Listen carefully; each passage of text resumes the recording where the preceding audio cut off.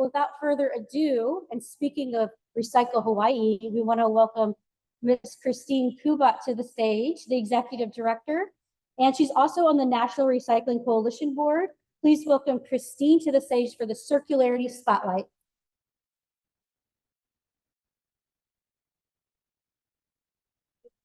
Okay. Aloha. Advanced here or here? Advanced size hand. Either spacebar or air. Okay. So I'm just going to jump right in because I have a lot to share. But one thing that's good about going last is you get to hear what other people have said. So I'm not going to repeat. So how many people here are concerned about plastic pollution and want to do something about it? Of course, right? Well, I'm up here to speak truth to plastic. I'm going to borrow Jackie's phrase. Jackie, I'm going to be using that from now on because there's a lot, I hear a lot of talk about things that we can do to effectively address plastic pollution. And I have to tell you that some of the things that I've been hearing just really aren't going to help. So we're going to have that conversation. We're going to go there a little bit, but it won't be too bad. Plastic pollution is worse than you think. All the things you're hearing about microplastics and amniotic fluid, it's terrible. Yeah, but it's even worse. So for you to really have a strong understanding, this is what I recommend. I can't really get into it now, but this book, A Poison Like No Other, How Microplastics Corrupted Our Planet, this is one of the best resources. It's very well written. It's kind of easy to read, but it's also very hard to read. And you will get to the bottom of it. And then I think you will be evangelizing along with me. Okay. Plastic is pollution at every stage of its production, consumption, and disposal. Someone asked the question, what would happen if plastic isn't waste? Even if it's not waste, it's still poison. It's still toxic.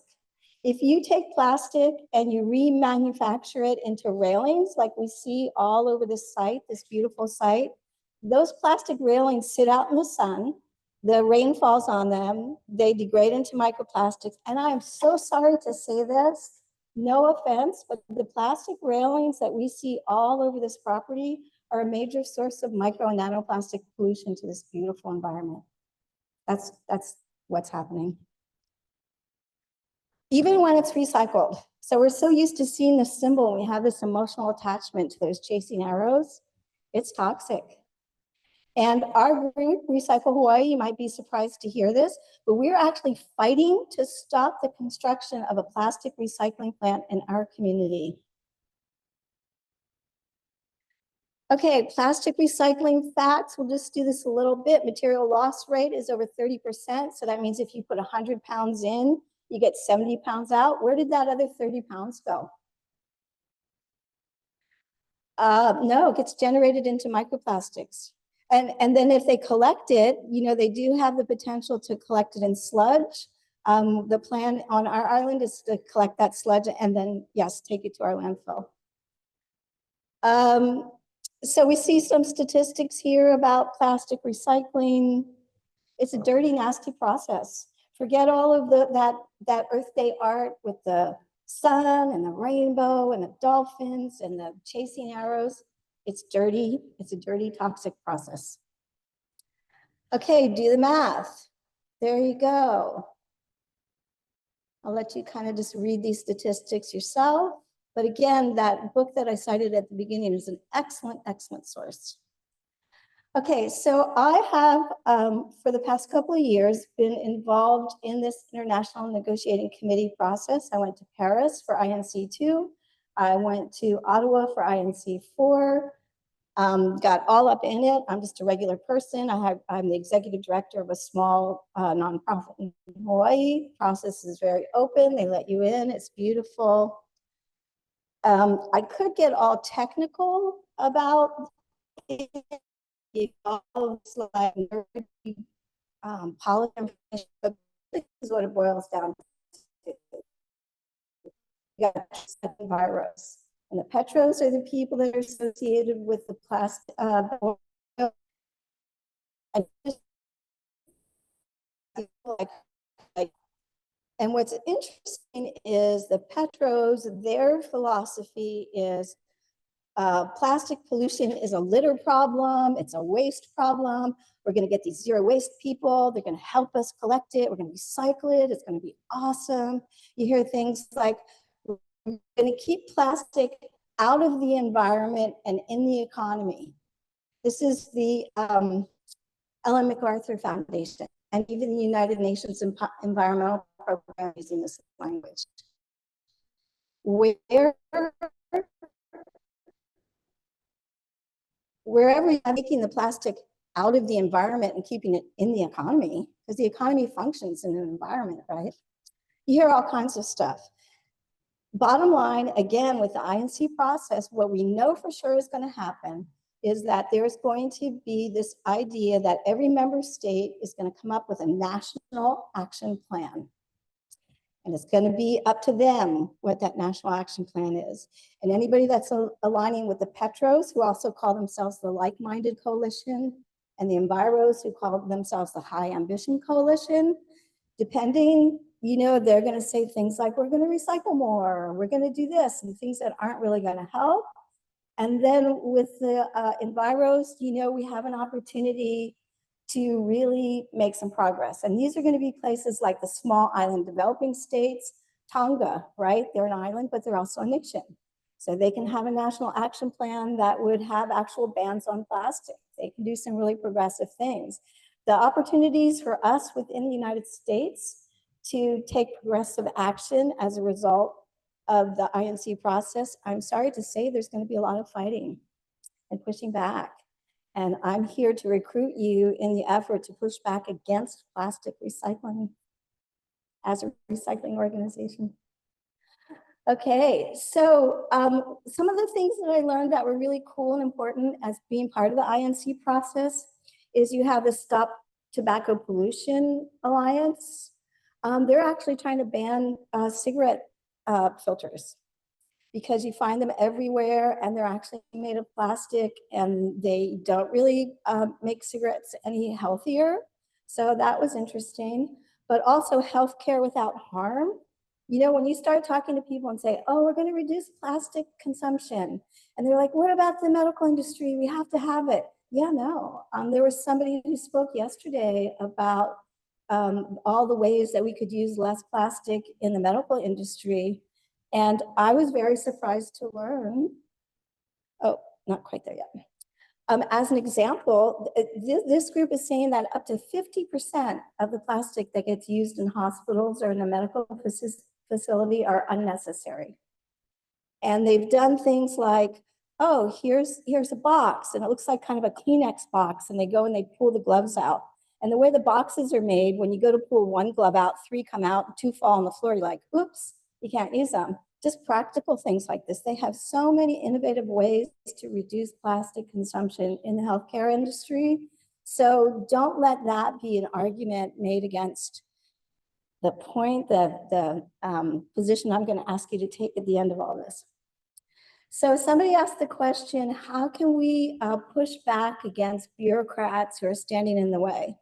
And this is another really important takeaway for me for being involved in this, is at every level when it comes to really anything on the environment, the more that we can elevate the voices of Indigenous people and people living in fence line communities, the better off, the more effective we're going to be. It's just the way it is. Take my word for it.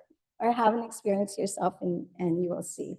And when I say fence line communities, I'm talking about people that live next to the places where the plastic gets made.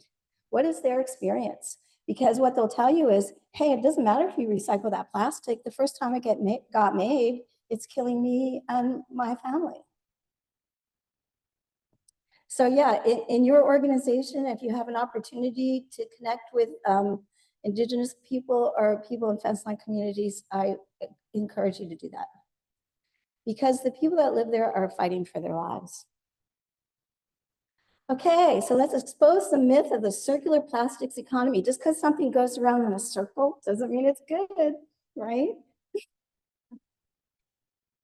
Okay, we talk a lot about plastic and how much was made and how much was recycled. You can read this. One thing that we do have to be careful of with that 9 or 6% figure is most of the plastic that gets made is made to last a long time. So it's not going to get recycled. Like this carpet, maybe it got made last year. You can't count that for another 20 so years, like did it get recycled or what? So you have to understand that a lot of the plastic is meant to be very durable and last a long time, and it's not made to be recycled. Okay, there you are, some more figures, some more figures. What are we talking about when we're talking about reducing plastic production and consumption? So the takeaway, again, from all of this negotiating and all these people coming from all over the world, what are we going to do? The Global Plastic Treaty is reduce plastic production and consumption by at least 75%. That's what it is. That's what I'm going to ask you to sign on to join us, to elevate this call to like whatever group you're in. If something comes up, somebody asks you, we have to reduce plastic production and consumption by at least 75%. What are we talking about? Did you know gum is made out of plastic? Did you know that when you're chewing on gum, you're chewing on plastic? Super gross, right? We're talking about cigarette butts. We can do without this. This is something my daughter and I did together. You can come up with your own ideas. We have something called Play Without Plastic. It's a movement, you take a pledge. We're asking people not to give a child under the age of 4 any plastic playthings. I have grandchildren, I raise kids, I can tell you they don't need to play with plastic. I have chased my grandson around the house with a dirty sock. He had as much fun if I had chased him around with some kind of like plastic dinosaur figurine, okay? Mostly what they want you to do is play with them. You can, and you don't even need objects. You can sing songs, you can do, whatever. We want to start to normalize children because the plastic, the toy industry is the most plastic intensive industry on the planet. Okay, we talked about this. Prepackaged surgery kits include unnecessary parts. So they have some kind of thing, they got to stick this tube up, kind of like, when you buy something at IKEA and they give you these extra parts you don't really need. They do that in the plastic industry. In the health industry. Okay, this is one of the most important things I want to talk about because everybody comes up to you like, oh, how are we going to do it? Plastic is everywhere. It's so convenient, and like you're never going to do it. Well, before plastic, there was lead, okay? At one time, people used to cook wine in lead because it made it taste better. Do we do that now? No, we don't do that now. Why is her face white? Because she smeared lead on her face. We would never do that. But lead was everywhere and it was so convenient. You could like pound it and make whatever, right? And we stopped doing it because we became aware. But look at these ads. Oh my God, for lead paint, like back in the day. Okay, I probably shouldn't have shown you this yet. Who's responsible for the most deaths on the planet? Hitler, Stalin, Mao? No, it's the guy who invented ethyl gasoline, ethyl as an additive to gasoline. Isn't that sad? He probably thought he was doing a good thing. But look at what he says. We do not feel justified in giving up what has come to the industry like a gift from heaven. Doesn't that sound like plastic? On the possibility that a hazard may be involved in it. Okay, look at this advertisement from back to the day. Lead helps to guard your health. This is what we saw when we went to INC4. There were trucks and they were driving around and around and they were looping around the venue. Oh my God, look at this poor girl. She's dying. Plastic is saving her. This toy right here is made with what do they call that? Microfiber. That little teddy bear is shedding microplastics. She's going like this and cuddling it, and she's ingesting microplastics. This thing here, this has PVC. There, in that book, if you read that book at the beginning, they talk about how when they take these tubes and they put it down the person's throat, They are scarring and damaging their windpipe and their internal organs when they put those tubes and stuff in you forever. Because plastic, when you think about plastic, we have this idea that it's inert. You got to think of it more like pig pen. Remember Pig Pen from the Linus? And he's like walking around and all this stuff is, that's plastic. It's constantly shedding and sloughing off, okay? So all this plastic is not saving her life, it's making it worse. These plastics deliver water, look at this. She's drinking out of this plastic bottle. The minute that bottle gets cracked open, 250,000 at least fragments of microplastic go into it. Now she's drinking that. This doesn't have to be a plastic bottle. It could be a paper bottle. When you're in an emergency, somebody's not selling you the plastic, the water or the brand. You just say water on the outside.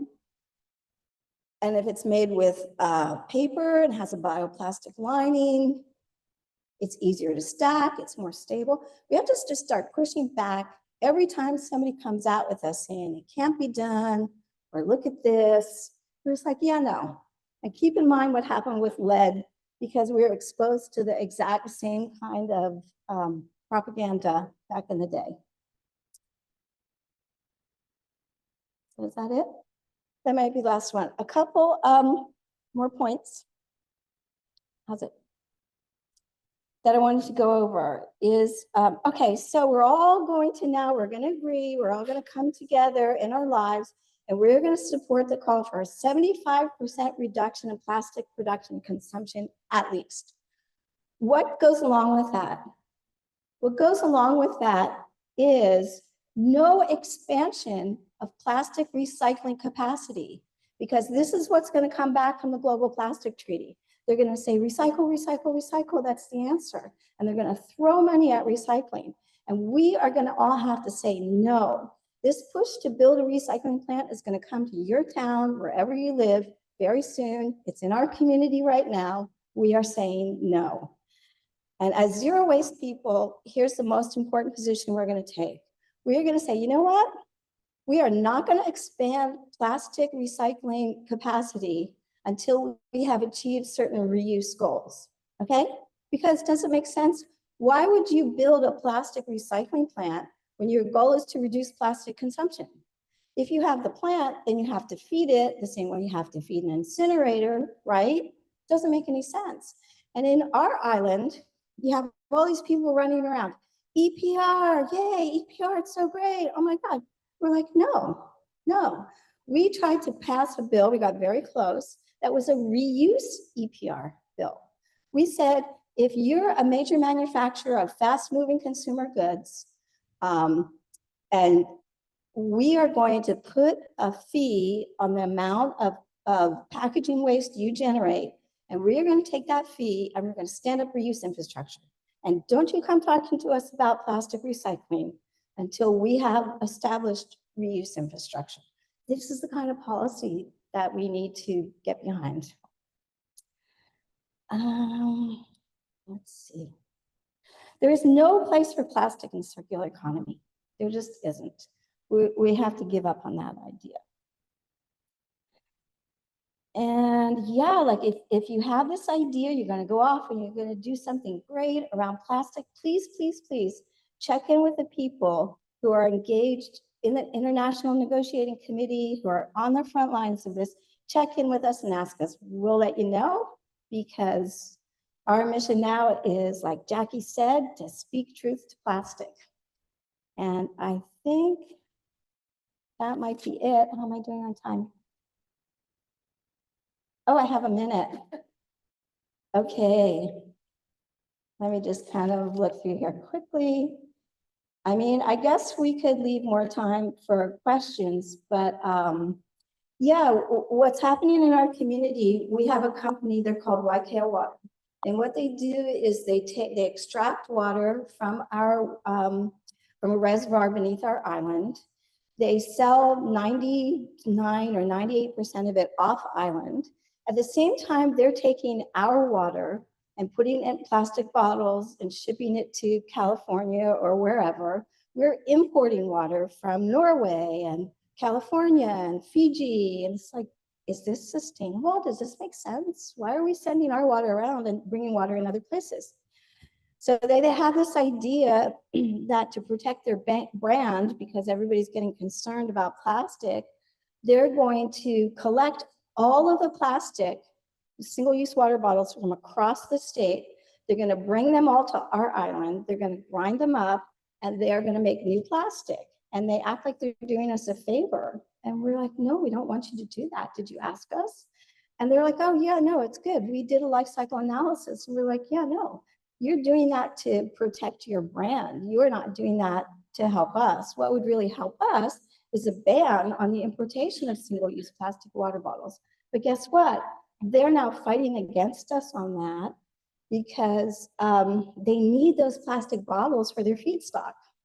So this is the problem with plastic recycling. You get locked into this trajectory where your community and your society is going to have to continually use plastic and waste it so you can feed these plastic recycling, this infrastructure. So I think I'm good there. If anybody has any questions, I'm happy to answer them.